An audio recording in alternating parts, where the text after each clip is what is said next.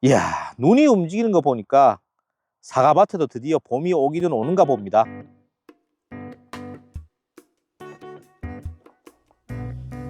안녕하십니까. 대구 경북 능금농협 원예지도사 김정훈입니다. 이제 완연한 봄 기운이 느껴지는 시기입니다. 이렇게 제 옷차림도 조금은 얇아진 듯 하고요. 예, 사실 농업 관계 기간에서는 예년보다 조금 더 따뜻한 낮 기온과 그리고 이제 생각보다 많이 내리는 비로 인해서 개화 시기가 앞당겨질 것으로 예상을 했으나 아침 저녁에 낮은 온도로 인해서 실제로 발화 시기는 우리가 작년보다 8일에서 9일 정도 늦는 것처럼 느껴집니다. 예. 3월 말일 기준으로 지역마다 다르지만 현재 우리 사과 나무의 발화기가 진행 중인 걸로 보여집니다. 이 시기에는 휴면기 약제 방제 중에 청태 제거제와 화상병 방제약 중 동제가 포함된 자재는 살포 마무리를 해 주셔야 되고요. 살균제 역할을 하는 석회 유황합제, 또 우리가 발화된 싹을 손상시킬 수 있으니까 사용을 종료를 해 주셔야 됩니다. 그리고 이후에는 자극이 없는 중성의 황제품으로 교체 사용하시면 꽃눈이나 잎에 무리가 없겠습니다.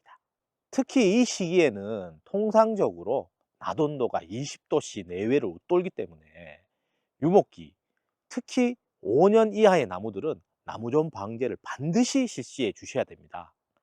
나무좀에 가해를 받는 나무의 주간부는 나무좀이 발생시키는 암브로시아균 때문에 나무의 생육이 불량해지면서 고사에 이르기 때문에 굉장히 무서운 놈입니다.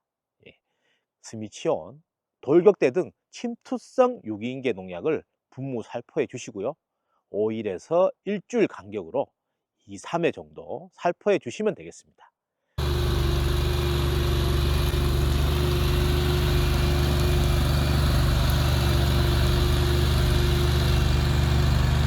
만약 주간부에 바늘 구멍처럼 이렇게 가해 흔적을 발견했다면 주사기 등으로 우리가 직접 주입해서 적극적으로 방제를 부탁드리겠습니다. 발화기 이후 생육 중 갑자기 떨어지는 영하권의 날씨 변화로 인해서 잎끝이 타는 듯한 증상이나 잎 전개가 되지 않는 증상, 저온 피해, 서리 피해가 예상이 되는데 주의를 당부드립니다. 전년도 늦게까지 이어진 강우와 수분 공급으로 인해서 길게 이어진 생육으로 꽃눈의 2차 성장과 저장 양분 손실을 예상할 수 있는데요. 이러한 현상들로 인해서 우리가 이제 봄 생육에 필요한 에너지 고갈로 이어질 수가 있습니다. 이 시기에는 잎이 전개되면서 양분 공급을 위한 연면 시비를 병행하는데요. 특히 요소 연면 시비는 우리가 0.2%에 즉 물 500리터당 요소 1에서 1.2kg 정도를 희석하여 연면 시비용 붕산 500g 정도와 혼용 살포하시고요. 아마 그렇게 하시면 잎의 생육 보완이나 원활한 개화 진행에 상당히 도움이 될 것입니다. 그리고 최근에는 급변하는 기후변화와 개학이 저온 및 우리가 수정 불량으로 결실량 확보에 어려움이 예상이 되는데요.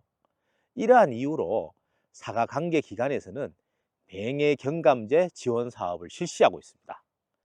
발화기 이후 잎의 전개가 진행될 때 연면 시비해 주시면 부족한 양분 공급과 저온에 의한 스트레스 해소 등 우리가 정상적인 개화 진행에 상당한 도움이 될 것으로 예상이 됩니다. 냉해 경감제는 발화기 이후 살포 시 잎의 세포 발달과 이로 인해 두꺼워진 연면적으로 저온을 견디는 힘과 손상받은 조직을 어느 정도 회복할 수 있는 능력을 갖게 될 것이고요. 그리고 개화기까지 필요한 에너지원을 공급을 하게 되겠죠. 그리고 특히나 전년도 갈색무늬병으로 인해 잎의 생육이 원활하지 못한 가수원들은 꽃눈 생성과 꽃눈 분화, 꽃눈 발달 등 결실량 확보에 어려움이 예상이 됩니다. 거기에 저온 피해까지 동반이 된다면 금년도 사과 생산량에도 상당한 타격이 예상이 되니까 반드시 개화 전까지 우리가 냉해 예방이나 서리 피해 회복에 필요한 양분 공급 관리에 신경 써 주시기 바랍니다. 특히 개하가 임박해지는 홍래기에 접어들 경우 영하에 가까운 온도는 꽃에 상당한 스트레스를 줄 수가 있어 주의를 당부 부탁드리겠습니다. 이때 냉해 경감제를 2회차 살포를 해주시고 충분한 수분 공급으로 조금이라도 피해를 줄일 수 있도록 노력하십시오. 예, 건조한 날씨로 가뭄을 타면은 꽃의 활력이 떨어져 냉해 피해 회복 및 우리 꽃의 수명에도 상당한 영향을 받게 되니까 비가 오지 않는 날씨라면 수분 공급에도 신경 써 주시기 바랍니다. 이러한 제품들은 냉해 피해 예방뿐 아니라 우리가 양분 공급과 에너지원 보충 등으로 쓰여져 경우에 따라 과실 착과 후에 양분 공급이나 비대 효과를 기대할 수가 있을 것으로 생각됩니다. 따라서 사과꽃이 개화 진행되는 동안 각별한 주의를 당부 부탁드리겠습니다. 중심화 개화 시기에는 주변 환경에 따라 수분수 부족, 온도 변화에 따른 방화곤충의 활동량 저하로 수정 불량으로 이어질 수가 있는데요. 인공수분 등 농가에서도 수정 관계 향상을 위해서 적극적으로 노력하셔야겠습니다. 인공수분 하실 때는 냉동 보관된 꽃가루를 사용 하루 전날 저녁에 꺼내서 꽃가루를 공기 중에 노출을 시켜 실온에 해동한 뒤에 사용하시고요. 상황에 따라서 이제 시간이 좀 부족하다면은 물기가 많은 수건을 종이컵에 담긴 꽃가루를 덮어서 강제로 수분 공급과 생명력을 불어넣어 사용하실 수도 있습니다. 사용 당일 오전과 오후에 쓰일 꽃가루를 별도로 보관해서 현장에서 증량제를 섞어 사용하시고요.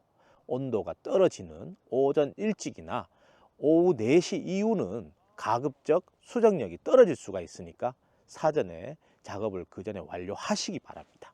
증량제는 양을 증가시키는 목적밖에 없으므로 수정 능력과 별개고 작업 당일 날씨가 흐려서 개화 능력이 떨어질 때는 증량제 혼용량을 줄이거나 꽃가루 단독으로 사용하시기 바랍니다. 또한 개화가 상당히 진행된 꽃보다는 개화가 임박했거나 막 개화된 꽃에 수정을 해야 확률이 높아집니다. 이미 개화가 많이 진행된 꽃은 수정 능력이 상당히 떨어져 수정 불량이 될 확률이 높으니까 주의하시기 바랍니다. 이렇게 기후 변화 속에 예전보다는 더욱 신경 쓸 것들이 많아진 상황에 놓여진 것 같습니다.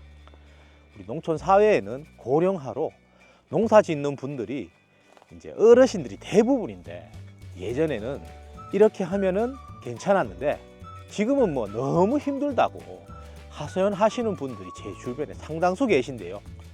조금만 더 힘내시고 관계기관이나 우리 능금농협에서 홍보하는 소식을 우리가 관심을 기울이시고 바라기부터 개화기에 이르는 우리가 나무 생육에 더욱 정성을 쏟아 넣으시기 바랍니다.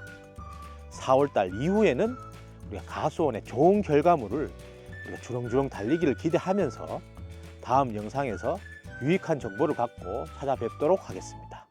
안녕히 계십시오.